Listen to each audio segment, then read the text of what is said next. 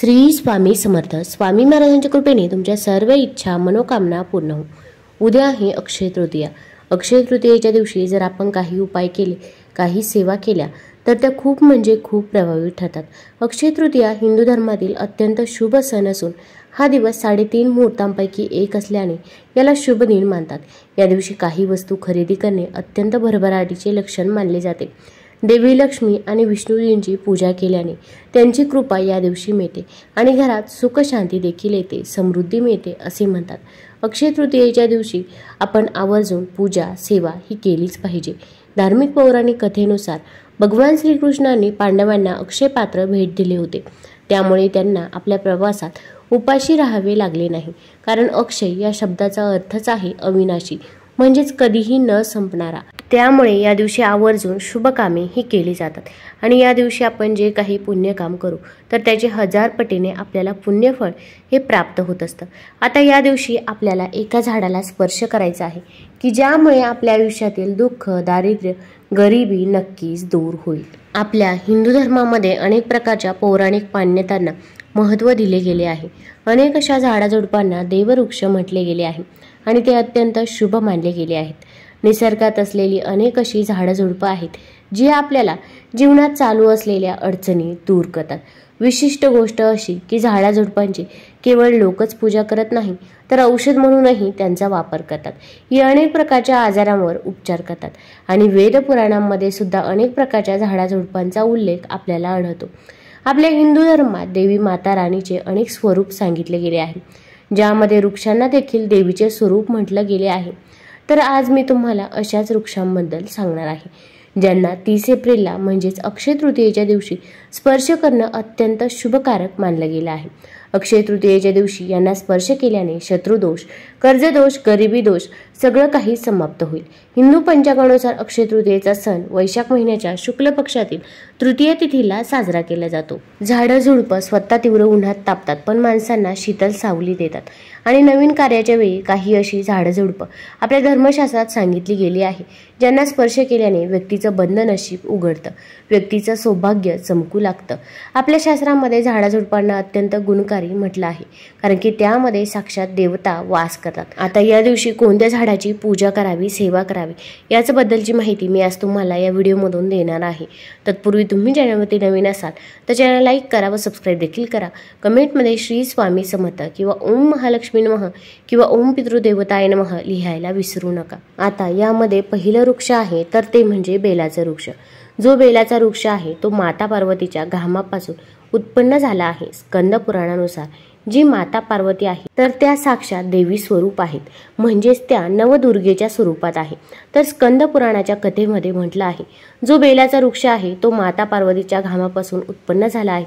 याच्या फांदीत पार्वती, मुळात ब्रह्मा, खोडात विष्णू आणि संपूर्ण भागामध्ये भगवान शंकर वास करतात. संध्याकाळच्या वेळी शिव मंदिराजवळ किंवा नवदुर्गा मंदिराजवळ असलेल्या बेलवृक्षाखाली तुपाचा दिवा लावल्यानं व्यक्ती धनवान, गुणवान आणि पराक्रमी बनतो.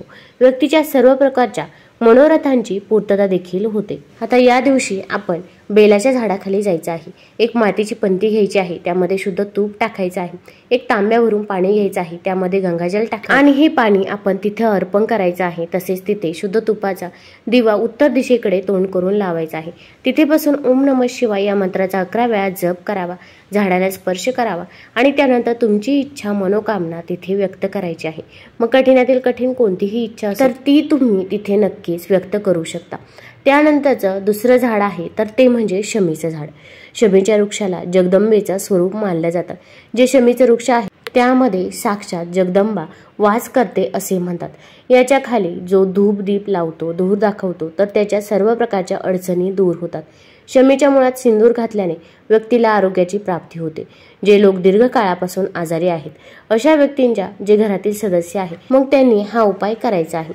जी पण व्यक्ती आजारी आहे तर तिच्या शरीरावरून 7 वेळा सिंदूर फिरवून शमीच्या मुळाशी अर्पण करायचा आहे। तसेच तुम्ही जर निरोगी राहू इच्छित असाल तर तुम्ही देखील हा उपाय नक्कीच करू शकता। आजारांपासून वाचू इच्छिता, निरोगी राहू इच्छिता तर याच्या मुळात सिंदूर नक्की टाकायचा आहे। मनोकामना पूर्ती करण्यासाठी एक मंत्र सांगत आहे। हा मंत्र बोलताना शमीच्या वृक्षाला स्पर्श करायचा आहे। सर्वात प्रथम शमीच्या झाडाजवळ गेल्यानंतर आपण तिथे एक तांब्या भरून पाणी अर्पण करायचं आहे।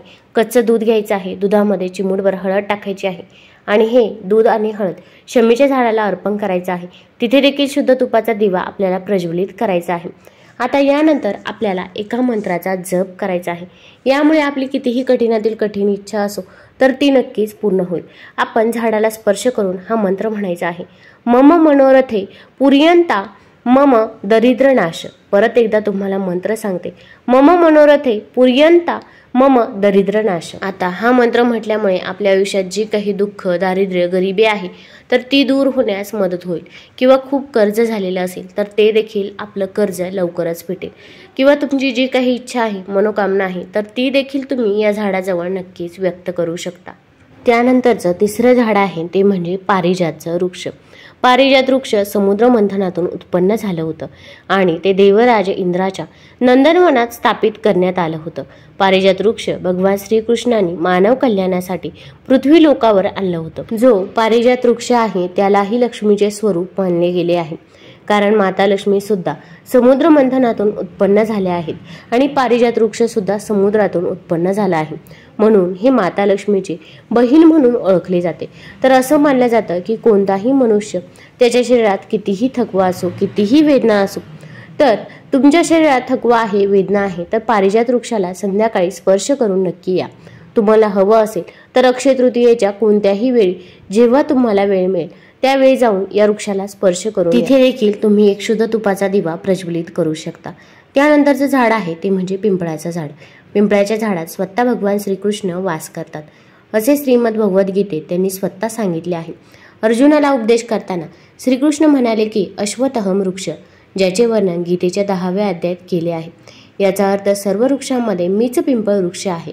स्कंद पुराण या धार्मिक ग्रंथातही या झाडाचा उल्लेख आढळतो, ज्यामध्ये या वृक्षाला भगवान विष्णूचे संपूर्ण रूप मानले गेले आहे। पिंपळाच्या झाडाच्या मुळाशी भगवान विष्णू वास करतात, श्रीकृष्ण त्याच्या खोडात आणि नारायण स्वतः फांद्यांवर वास करतात असे सांगितले आहे। याशिवाय याच्या पानांमध्ये श्रीहरी वास करतात। आता याच पिंपळाच्या झाडाची आपण पूजा सेवा या दिवशी करायची आहे। कणकेचा चौमुखी दिवा बनवायचा आहे। कणिक मळत असताना त्यामध्ये मीठ टाकायचं नाही, चिमूटभर हळद टाकायची आहे।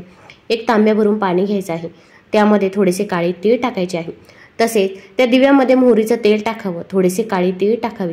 आता हे घेऊन आपण पिंपळाच्या झाडाजवळ जायचं आहे। आता तिथे गेल्यानंतर सर्वात प्रथम दिवा प्रज्वलित करायचा आहे। दिव्याला आसन देणे शक्य असेल तर आवर्जून एखाद्या झाडाचं पान किंवा पिंपळाचं पान खाली ठेवायचं आहे। त्यावरती थोड्याशा अखंड अक्षता अर्पण कराव्या।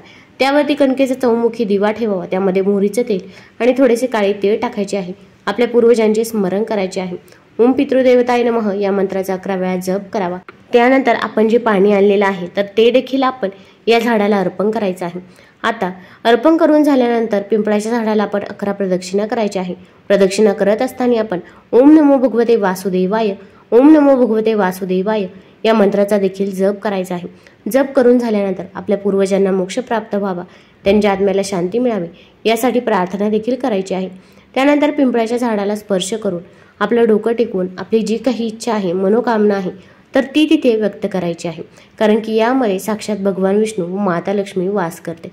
मग कठीणातील कठीण कोणतीही इच्छा असो तर ती तुम्ही तिथे नक्कीच व्यक्त करू शकता। तसेच पिंपळाच्या झाडामध्ये आपले पूर्वज देखील वास करत असतात, त्यामुळे तिथे पूर्वजांची देखील आपण सेवा आवर्जून करावी। तुम्हाला जर हा व्हिडिओ आवडला असेल तर चॅनल लाईक करा, सबस्क्राईब करा। धन्यवाद।